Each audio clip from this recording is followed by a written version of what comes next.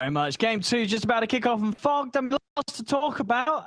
Lots of some of the same, really, from OG's lineup, of course, following down a very similar path to what they were able to win game 1 with. I mean, I guess it does give you that bonus of, well, you have just played against something very similar, so you kind of know what to expect. I will commit this to memory. Yes, you know what you're going to play against, but you're giving them the Magnus, which they always look so comfortable on it. Oh. Well, it's a risk. I mean, the question will be, you know, Alliance's lineup. If you look at this lineup compared to what they came in with game 1, do you sort of see this lineup doing better against the play style that OG was bringing in that first game? I feel like it looks kind of similar, to be honest with you. They have the Nico Baby on a super hard carry with. At least they have like this big save behind him, but it's similar, right? Like last time, they had the Omni Knight save, and then they have Limp on a very traditional kind of just standard mid hero. It's a DK. I feel like the DK is in a way similar to the Puck. So it does feel like there's a lot of similarities from the Alliance draft this time around. I feel like the big change is Hanskin and S4 together. S4 playing Pugna that he can actually threaten more. I feel like he had a really rough time on the Underlord. I feel like maybe with this one he could do a little bit more. But it looks similar. I feel like OG's got a very comfortable draft. They've got this silencer that can go with Global to counteract the Oracle. So I like what they've got going for them. I mean, it's going to be a big test for Alliance. There's no doubt about it. That last game, the OG PA Magnus. I mean, you might get ready for a repeat, ladies and gentlemen. We'll see. They've certainly got the heroes that would indicate that. Alliance is going to have to come in with something very clever to break down what OG has shown. I mean, not only in that game 1, but multiple games to just be incredibly proficient with. Yeah. I see Hanskin, he fissures off the first wave. He's going to fissure off the second wave as well. I really do kind of want to see him like back up and just like TP top and try to set up for this tri-kill, like a tri-lane and just get a kill so that Nico Baby. I think once the Morphling gets level 3, you're in such a much more comfortable position because you have the attribute shift. But before that, you can just get punished super hard by this Tusk and the Silencer. Yeah, I mean, that would not be a bad shout, because I imagine if you have 3 heroes, you're sort of looking at the Silencer and you could really bully the Silencer on the early levels. I mean, it's a squishy offlane. Yeah, you can just kill him, and then if he comes back, you kill him once more and the lane's over for him. So we'll see what Hanskin wants to make moves, but I really do want to see him try to play a little bit around top. He's going to just play around bottom to help S4 and just get him a double wave. We'll see how much it pays off. It's top. We see FNG die. That's that super strong dual lane of OG. Nico Baby as well, taking a lot of damage. Gotta be careful. Seb. It's what you're saying already. Weaknesses to be shown whilst they just have to turn them up there. 7 sacks able to find that first blood. Oh, and look at the wave. Look at the way the wave is going right now too. So it's going to be pushing into OG's favor. Look, Nico Baby can't even walk up and hit a creep. Does not look like an easy lane for this morph. Satsa might go down fine. Here. Wow. And they got him. All right. Nico Baby needs that. Because the creep wave is so massive, they actually haven't killed off many, so level 2 was picked up on Alliance first over OG, even though they had both different points of time. Both of the Alliance heroes at level 2 first. Good news for Lars in the mid lane. Limp is, he's smashing Thompson. Holy moly. 14 for 5 against the 3 for 1. I mean, it was Invoker obviously lifestyle when it comes to right clicking, but I mean, this is sort of taking it to another level. The amount that Limp's beating. No money. Yeah, just such a massive base damage advantage. The breathe fire even like minus 15 damage on the Invoker. I saw Thompson starting with EP first at level 1 to try to secure the range creep and wasn't able to. So it's just a very tough matchup for Thompson. Has been killed. Ain't no tell. Run down Hanskin's courier. Continuing to try and do his best to slow down Mid1, mess with him with the Decrepify, but it is so far Mid1 not showing any struggles when it comes to last sitting down here. Still good farm on the safe lane PA. Lane position now is still a little bit awkward here for Nico Baby, because it's not in a great spot. You see the way Sox is playing on the side. He's not letting them pull the lane back to the top lane. So it's applying a lot of pressure onto Nico Baby to not walk up to get these creeps in FNG. See, at the same time, Nico Baby's going to go straight for Seb. Make sure Seb's not in a position to get on top of FNG. Nico Baby just trying his best to punch Seb back. Curse is upon him, and Seb trading some good damage right over his way. Seb out of regen though. To be a little cautious, so Sax as well, nothing to share, Seb. Playing the lane very well, actually, on Alliance. All things considered, he's in like a little bit of an awkward position, but the way that they're actually playing it heads up, like FNG, he's actually not trying to pull, he's just playing it right there in the lane, trying to get this level advantage. And they've got the level 3 of the Morphling already done, so the most, you know, the scariest time for Nico Baby is already gone now.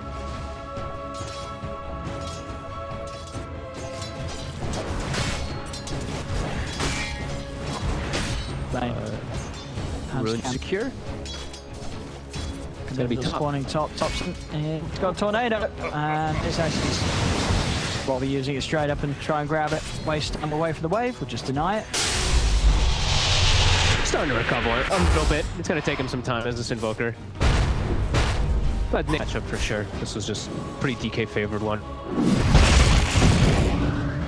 Bottom notes out. Now that's going to get a couple of tower hits in as well with these body blocks. Crepify will save him from the last one. Good damage onto Hansken. See if they can finish this off. They've got the Empower.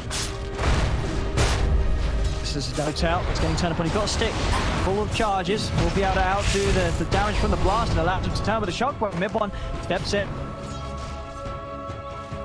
Very low right now. And mid one and no tail, they'll have to concede that they've got no regen on the two of them. They try and hang around, but it's a scary place for him to be now against the blast of Alliance. Yeah, and this duel lane's actually, they're actually quite strong versus PA. They haven't slowed him down too much. He still has those 22 last hits, but we're seeing that this magic damage that comes into play, decreps, all these wand charges built up, and also like even just the totem, the fact that it has True Strike, he can just punch the PA back through that evasion that she does have. It all adds up. Got it. Now the Morph will start to get a little bit more secured farm in comparison to the PA. Alliance lane setups are definitely working right now. Hansken, he's close to the tower. Actually get aggressively skewered upon by no tail. Damage to finish him. S4 has got a Decrepify to help him out with. Come out, try him a bit of time. Everyone is going to look for the jump, and he's got it. Jumps straight over. Same time, Seb goes down on the top lane. Nico Baby and FNG able to find him. Still down bottom, trying to fight on towards S4. One's low, but one charges S4. Final blast. Structures are fortified. One has now got some, has a salve. Yeah, to get himself into good position. They both got themselves the raindrops. They're in the pressure lanes, so they're making sure they can at least sustain through that one there. Seb coming back into the game. They're going to try and set up one to live. They put the three of them in, straight in they go. TP's not coming in from Alliance, but can they help them in time? It's a lot of damage. FNG's going to try and do his best, but the tornado's out. Goes down. Coordinated move there from OG. I mean, realizing that they need to bring both in. Saxer alone is not going to have the damage. Both him and Seb coming into mid, and they're able to open this up and allow Topson to really start catching up, as he was already starting to do so. 24-5 against the 35 as well, but those sort of kills, very important for him early on to make sure that he doesn't lose complete control of the lane. Yeah, and they actually can bring 7. He didn't really have anywhere else to go on the map, so that's like the best possible move, and it ends up getting him that nice kill there because of that tag team combo. Then he gets a little bit of in, and loses, you know, DK loses a little bit of int, which these things can end up. He loses too much in. Nico Baby gonna be very happy though, as he's, you know, the aggression was pushed out of that top lane for a moment. He's been able to he's been given quite a bit of space here to farm up.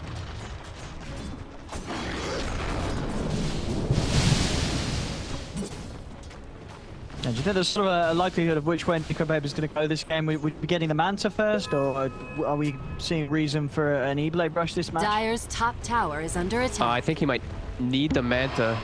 Yeah. He's playing into like the global and all that. It just fits too well. But he does have Pugna for the blow up, and they are fairly squishy. Top lane Limp trying to come in with this move, but he has been scanned, so Seb knows what's up. Saxer? Saxer instead. He's able to dodge the Dragon Tail Stone though with the snowball. Still, they're moving in upon him. Nico Baby diving in, turning into Sax, using the tag team against him. Lance will manage to get that kill. Maybe sticking in more with the snowball. Got it. Nico Baby is rolling in. Seb's courier also going to take a hit. Roots out onto Seb, diving in. No help coming in for the offlane silencer. Seb will go down. Same time down bottom. OG making pretty much the mirrored move. Rotation comes in from Topson, and a literal reflection of what was happening on the top lane. Two heroes down on bottom. Limp can actually pressure tower, though, is the difference. He's going to be able to get the majority of this one here, while Thompson, he has to make the move. Does he want to react to top, or does he want to try to pressure into the mid lane? It looks like it's a reaction to top.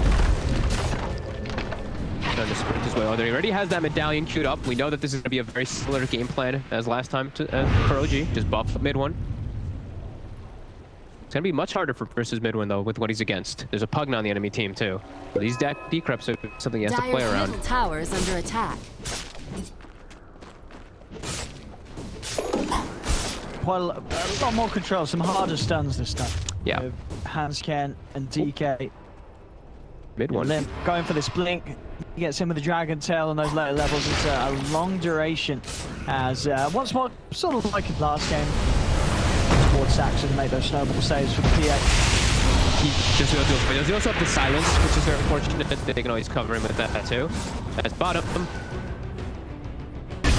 Thompson. He moves. You're right. This medallion pickup just enables the PA so much earlier. Dropping it down on the target. That with the cold snap. Mid one can just jump on these heroes. Even someone like S4. S4 is very vulnerable to this as well. He's considering even going to grab a fight. Yeah, he's considering going for bottom too. He has the dispel too. If that decrypt comes out, he can tornado you're right. off too. This should be an easy setup. We have it. Tornado to take the Decrepify away, and Thompson making the magic happen. Making the magic happen on this Invoker, making those moves, and essentially just a counter to the counter that the Pugna wishes to be against the PA. That Tornado and mid one still going to get the kills.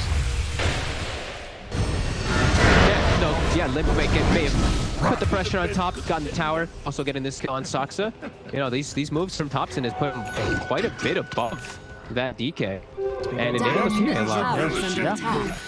And that's only going to speed up the Solar Crest. And you got to imagine what he's able to do with that in this sort of lineup. Seeing already the early medallion what he's achieving. Once that Solar Crest is complete, it does feel like we're just going to see sort of a repeat of what happened in the first game. Mid one's going to be in all these opportunities where he's just set up for success. He already has been. He's 2-0-3 so far in this game. Yeah, absolutely. I totally agree. And they're going to be lacking a little bit on stun though, like we were mentioning. They don't have Sep for them, but they have these globals. Sep, Invis trying to set up on bottom. Radiant structures Galance knows this is up. S4 being very careful. Radiant's middle tower knocking on mid. Attack. FNG and Nico Baby are kind of connecting toward mid. They're going to try and lead on to Limp. I think of the damage, no tail coming across. Limp, they're just going to drop the ults here. Leave the chance for Limp to be saved. I mean, they knew that FNG was coming in. He did have the false promise, so the global was necessary to make sure that ult didn't come in onto the DK. Radiant's middle tower is under attack. The small usages of their abilities is a little bit better from OG here in this start. 8 to 5, 11 minutes.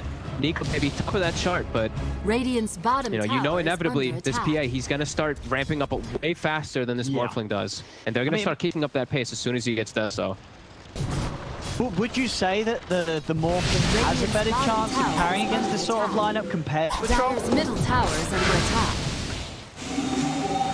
attack. He's versus a lot less disabled that he has to worry about. That's the one thing I am looking at. He does always have save from behind. I would say, yeah.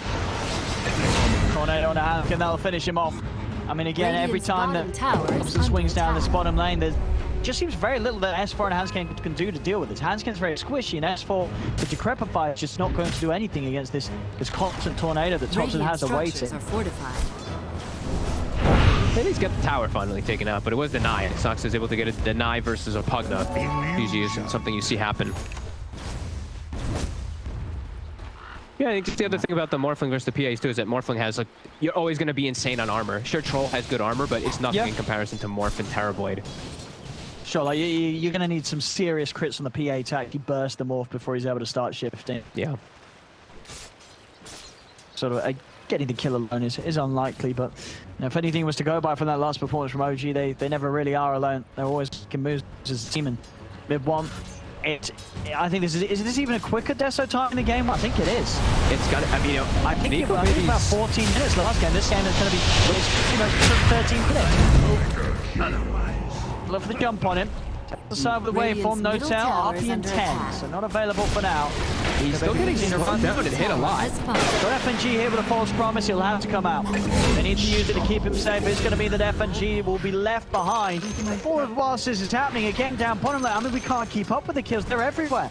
They're chasing here. Thompson's just handling them on this bottom lane. He's 6-0 too. Thompson's having just an insane game on this Invoker. He's going to have Solar Crest done. At the same time, this Dessa comes out on PA. I mean, oh my, that is. Oh, you know, last game he struggled a lot on the Invoker. Yeah. This time around, he's like, all right, you know what? He's having an easy game. I'll show you guys how it's actually done. He's having the dream, and we see he's ruining S4's game so badly. 0-3-0. This Pugna, who's having an okay time to pressure bottom, is just game's now so difficult. This hero, as Pugna too, is very volatile because you're so squishy. You start to die a couple times now. It might just be chinky. Hunting for him. Thompson, can he get the grab? Yes, he can. Cold snaps out. Chance to block him in as well. Almost certainly fall. A punch up, and he's taken out. The global comes out from Seb. They're looking to punch into Nico, baby. Tornado out once more. Two of them. Sunstroke off the mark. No, now it's turned up. It's Dragon Tail on Saxa. Mission's there as well, so OG will lose a couple. Nice able to punch back, but again, another death on S4. To find full glory. The space is there for this top tower to fall. They are able to get it denied. Now mid-one and Notail. They're going to look to chase down Lim. FFG's heading over to help out. Stun comes out onto Notail. Has got the RP ready to pop if they do try and commit, and they do respect this. They back away, and Top's just consistently on the hunt. He's already positioned up in jungle, seeing who steps over. He's so mobile around the map. He's just getting across so quick to join up with his team. Mid one, he's got this item finished up. Solar Crest is done too. Alliance, they have to just be careful about how they die around the map, because now Roche is always going to be a threat as Hanskin. He'd been found solo by Saxa. OTP coming in, so an will clip him. Sunstrike's down. Thompson. It's just running in a bit of the Thompson show. Seb in the river. Got him. Managed to find Seb. Just you look at Thompson's Invoker, you look at Mid-One's PA, and you just ask yourself, how are they going to lose this game? Maybe like this. He has a big start from Nico. Okay, he's chasing for Notail as well. This is some crazy diving, but I like it.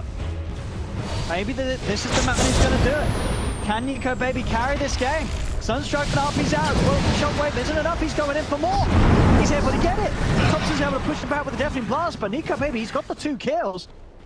And now he's joining him. He's fine. Wow. Oh, that is... I mean, can Nico Baby can he out carry this PA and Invoker that have had a phenomenal opening? How many levels did he actually get for that? For killing the PA too? I think he'd get as much as I thought he was going to get. 500, okay, 512. Just kidding. He got quite a lot. Looking to snowball some kills too. A Seb mid. Gets drained down too. Alliance punching back. All because of Nico Baby's quick moves around the ward. Just massive pops here by Nico Baby with that. OG's now very aware that there's a ward in that area, but Alliance, they have the high ground. They've lost access to their ancients there for quite some time now. Let's jump. Left. Jump after the burst on Notail, they do. Another move whilst they're positioned on this high ground, keeping OG out of their triangle. Seb, OG, do they want to try and run into this? They're going to start with the curse. One. For Saxa. That's what's going to be turned upon first. Mid-one jumping over the globals out. Is there any save for Saxa? So S4 there is. Limp's able to get the stun up. Doesn't save S4 though. The physical hit still coming in from Mid-one. Takes him out. Over towards FNG goes. FNG has to sell false promise. They're trying to ping out Nico Baby. They want to turn for this Morphling as they give FNG. Nico Baby out of the way. Fall back to the side. Gets away. They were waiting for that. They were just waiting for DK form to start ticking away because they see Hanskin farming bottom. They had the numbers in there. So immediately global, they charge in. Nico Baby, he has the Ghost Walk effect. He should be fine. Although he's just going to go for Hanskin bottom. Oh, he's so close to the Blink Dagger. He's literally been farming down here for the last 2 he's just 100 gold off. Oh, it's the worst time to die as a Shaker. 100 gold to Blink. And Thompson's just gone and killed you again. Godlike on the Invoker. So the loss just counted the amount of times that Thompson's been able to kill Hanskin and S4. They've just been kills for the taking each and every time for this Invoker's movement. I think all 9 of his kills, it feels like. it is going to be either that Earthshaker or Pugna. He makes the quick move, and they make the quick move of getting it and reclaiming their Ancients. When they see that Earthshaker still bottom, they know they have the numbers. Mid one, Dire's bottom pushing out tower toward is top. under They're trying to attack. make a smoke to catch him off. Limp might actually be able to do so. He got the scan successful too. They can burst it. Game round the two of them, but they're able to jump straight back over. And they've got the burst. A big catch to be found. Lions absolutely keeping this game much closer than game one did. They do have Limp and Nico Baby on just heroes that haven't been shut down so far. And Nico Baby, Ooh, he's got the Earthshaker on his team. He's clearing up the eggs. Let's go, baby. Let's see it in action. Going Well, it to... Gets Oh, it more comes ball. out late though.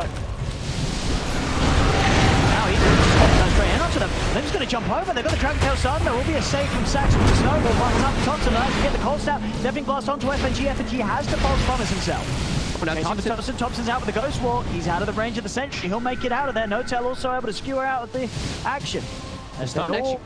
Connects, but oh, can't get the dust in range. But there we have it. I mean, Sax, you know, there's try to put him on this task. Always there to make the snowball saves. Yep. Oh, did you point out Thompson having a crit? I was having a look at that, my friend. There's a crit on the Invoker. What's going on? I guess he feels like he's going to be put in positions where he can right-click. Yeah? Okay. I like it. This is a lot of fun, ladies and gentlemen. Crystallis Invoker coming to a pub near you. It's global. Out. Can they actually chase anything? Uh-oh. They're already able to step out. I just got to be a bit careful if Lions want to swing back in on this. Limp's got the blink. Got to look for it onto the high ground. Still got a few seconds on his ult point. And yeah, they find Seb. They're able to jump in on Seb. They want to try and chase for more. Hey, Limp. He's running in, but the Dragon Form comes to an end. G back off. Big boost for Alliance, just every time. Seems like they're playing around their vision very well, contesting this triangle area. And I think the comment about this Ags morphling with the Earthshaker, it's True Strike. Remember how we mentioned I was just about to say, baby, Strike, the True it's Strike, mode. baby. It's genius. It's That's genius, the only reason that I can sell for it. Is because that's why they're doing it. That's Yep. absolutely why they're doing it. So they can just one-shot this PA with a physical True Strike hit. It's smart. This is some big brain stuff from Alliance. Is it gonna work? Is it gonna pay off? They're on track. Yeah. it's definitely possible in this game here. Be good Last few timing on moves. the Axe. Yeah, so already halfway there. But the important thing is, what level is Hanskin, right? Because he's only got the level 1 totem. He's got to start maxing it. Oh, Otherwise, that true, Axe is going to be very underwhelming because he's only level 9. Gotta get some points in that ASAP. Yeah, they got to start giving him the tomes. Give him pretty much. Yeah, they've got a tome Limp. flying out. Another jump onto Seb. Radiant's middle Goes tower down. is under attack. I mean, Seb is struggling in this game. He's just been proven to be an easy Middle kill. tower has 5. fallen. Alliance having no trouble getting on top of this silencer. Every single time in this fight. And you know, you said before, you're not a huge fan of the offlane silencer. You know, this is sort of the chance for it to be shown to the top level. You know, Seb, he's playing it, but so far it's still not looking amazing. The silencer still definitely having its weaknesses. Especially when he's against the gap closers. The Limp Dragon Knight with a blink, Morphling just with natural waveform. It's not easy for this. I mean, Nico Baby, 4-6. He's had this flawless game when he was up against a pretty tough pressure lane. He's kept it cool. Yeah, he really has. And they're looking to dive past here, maybe trying to catch Thompson. It's deep. He knows something's up. I mean, it feels like they've been here for the last 6 minutes, just taking this whole triangle away, not letting the PA farm his Ancients. But we have seen mid one, he's going to the opposing side. He's stealing away their Ancients a couple of times. So he is finding his farm.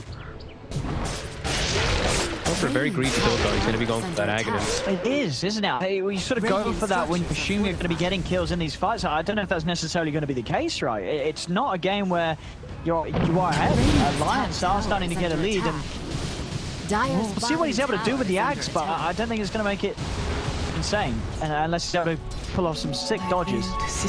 Dodges or dispels? Because he can dispel Pugna Decrep as well as the Disarm, which are two of the biggest ones I would imagine. We'll see. I mean, mid one always goes for this super greed. Like last game too, he went for like the S and Y Titanic. He's all about just trying to be as greedy as possible. But look at this, FNG, he circles the area. They're starting to know where mid one's farming. Oh, they finds him. Haskins over with the Echo. He's buying time for both the team to come in. Nico Baby's turns up. Mid-one's going to turn, kill up Haskins. He's now going to look towards Nico Baby, but Limp's over as well with the extra bit of backup, and Nico Baby gets a kill. As that is pretty much going to be the Aghanims done on Nico, baby. Heads up scan by Alliance. They're just like, what the hell is mid one? This last like 5 minutes. What's going on here? So FNG gets that scan, hunts with no hesitation. It's a big kill. There's Nico Baby again. That's twice now that Nico Baby has gotten these solo kills onto the PA. And why? Got that Aghanim. He's really doing it this match. He's been meanwhile mid though, the rest of his team for a bit of fire here. Let's get help back here. The global silence coming out. Is there any help for this Dragon Knight? Doesn't look like it. Snowball's out. He got the false promise off. He's going to live limp. He's going to be able to blink out. Clutch saves coming in between S4 and FNG. They keep their Dragon Knight alive, and now S4 turns. Able to kill off No Tail. Oh my god, the global. Brilliant saves from Alliance. Global not long enough. They don't have the damage to go through this tanky DK with a plate mail. Huge saves coming between the two of them. Nice to get back in on quest 4. Hanskin can try jumping with the fish to help out, but now he's in trouble himself. Left below. It's too long. Nico Baby stepping over. Look to zip in and kill off Saxa. We'll get it. Saxa goes down. Looking towards mid one. The definitely blast from Thompson pushes the two of them back. Baby can have the ball back in the center. They can actually jump for him with the alacrity. Very hard to burst him now. Gonna go with the Dragon Tail. No Tail moving into position. RP down on Nico Baby's got a lot of strength shifted up though. Off the Manta. Out with the wave 4. Turns to the Magnus. Using that skewer to pick away from the fight. He's out of there. He will get left behind. Bit of a scrappy disengage there from Alliance, all starting with S4 not quite being able to get back in time. He goes down, and then the rest of the team got to get roped into the action. Dire's courier. Straight to the mid for a rush. Thompson scouts the courier with the Sun Strike. He's able to get it. They can contest it. They have everything. They have the Echo in what, 5 seconds? Yeah. Be a bit cautious. They're going to try and get the jump. S4 just eliminated immediately. 5 mid one's damage. Over towards mid one. Over towards Limp. He goes out. They got the follow. Nico Baby's in with the skewer. He's getting a little past the deafening blast. He's out to the side. He's going to hide in the pit. He's away. Saxa with the snowball. Over towards Nico Baby, keeping mid one alive again with that snowball save. The global comes out. Nico Baby able to move it with the Manta style. Turns into the shaker. Turns to the fish. They're trying to create some space for Limp to get out, but it's not enough. Limp surrounded and taken down. The bad fight for Alliance around the pit as OG pushed them back. Oh my god. Thompson! Oh, he seemed to head over from the stairs. He doesn't know how he's walked in this area. He drops it down and he gets it right on target. Dire's middle tower is under attack.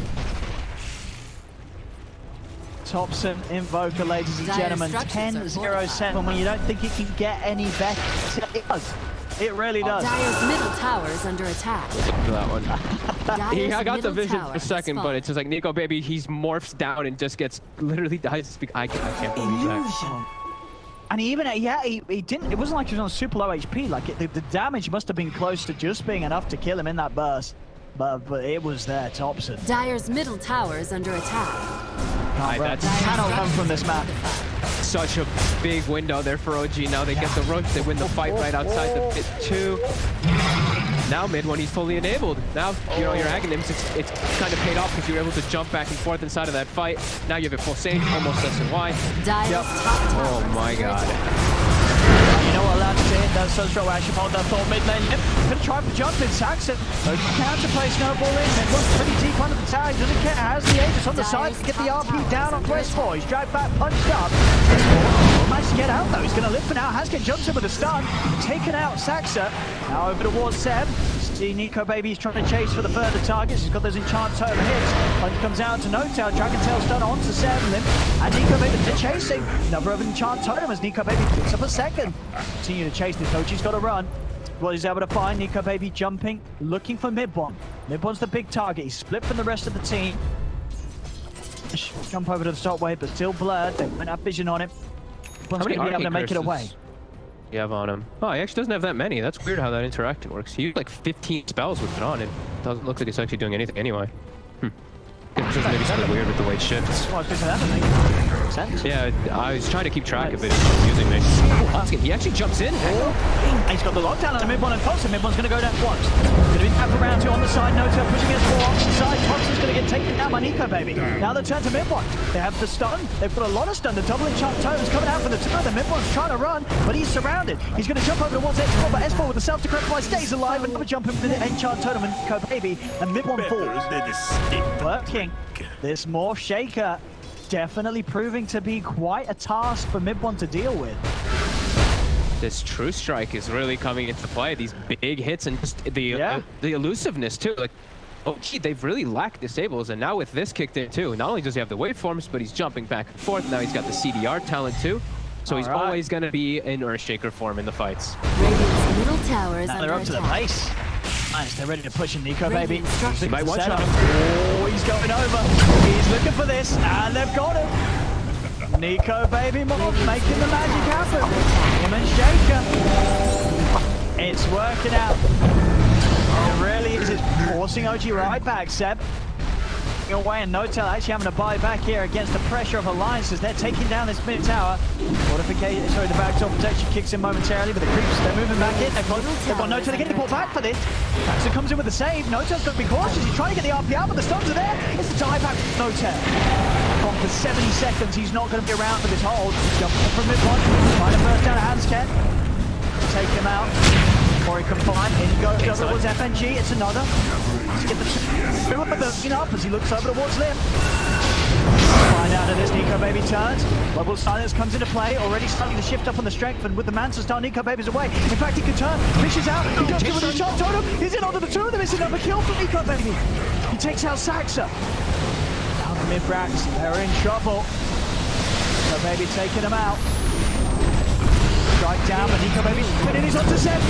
Seb's trying to get away with the invis. Wait for Nico baby. He can't find Seb in time. He's going to turn his attention to the wall, but the silence is kicked in. Nico baby's got to run. He's got no Manta for 30 seconds. Nothing to remove this, but he'll live long enough. Still alive for this one. Gonna get healed up too.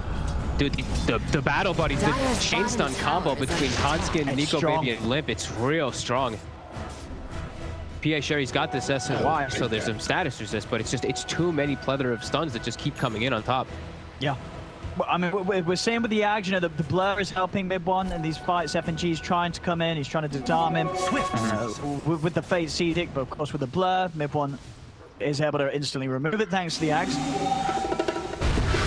So a lot of ways, as you say, Alliance able to jump around these fights, offer up control that's allowing them to get to this lead now. They're at to a 9k advantage, which is sort of the power that all 3 cores of theirs are hitting, and the main reason for the difference is just that Seb, he is falling behind, struggling to keep up as the silencer. Thompson too, he did get that splashy Sunstrike, but this crit feels absolutely worthless, I'll be honest with you. It feels like a waste of 2,000 gold in a way for him. Where I feel like he could be doing quite more with that. To be able to enable the PA or whatnot. I don't think he got too many right clicks. He was just feeling it. Exactly that. That's the only reason he picked up the crit when he did. At the point of the game, he was like, you know, he was starting on the down bottom. He was going to buy whatever he felt that he fancied. And he fancied to play with the Crystallis this game. That was where the money went, but maybe at this point, you still just look at how sort of the gold has been utilized by Alliance, and it's a little more normalized across the board, and it's working out for them.